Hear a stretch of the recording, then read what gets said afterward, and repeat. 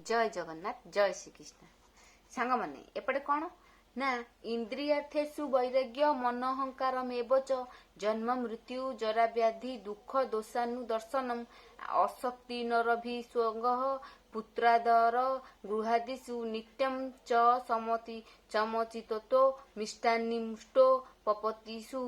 देख आर अर्थ कौन ना ए देहरे जेते इंद्रिय से माने आसक्ति शून्य ए देहर जेते इंद्रिय अछंती से माने आसक्तिहीन अहंकार शून्य हेले कामना नासी जरा मरण दुख दूर हुए।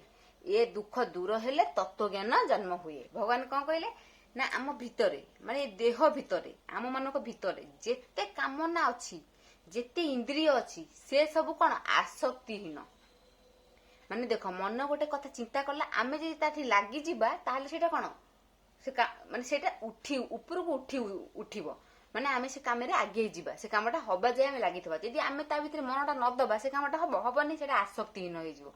आसक्तिहीन होई गले हमर तत्व ज्ञान जन्म हेबो। पुओ भारी जा दुख सुख इष्ट अनिष्ट एथिरे चिंता न करिबा ज्ञान साधनर श्रेष्ठ पथ अटे। पुओ भारी जा दुख सुख इष्ट अनिष्ट माने ए सब को आमे माने चिंता करिबानी ए जार ज्ञान जात हबो से ए सब चिंता करिबोनी। जेते इंद्रिय देहरे आसक्तिहीन रहिबारे निरहंकार मति पुणी जरा मरण व्याधि ज्ञानी एहार दुख मान जाहा कामना नासे भावी ताहा तेणु तत्व ज्ञान जन्म ज्ञान साधन बाट एही पुत्र भारी जा बंधु मित्र तहिरे न होई आसक्त दुख सुखरे ताहाकर न रखे संपर्क मनर इष्ट अनिष्ट चिंता नाही ज्ञान साधन पथ एही। पुओ भारी जा दुख सुख इष्ट अनिष्ट आमे माने सब एया ही भाबुचे तेणुक आम तत्व ज्ञान जन्म होने कि आम ज्ञान बाटे जाई पारुनु।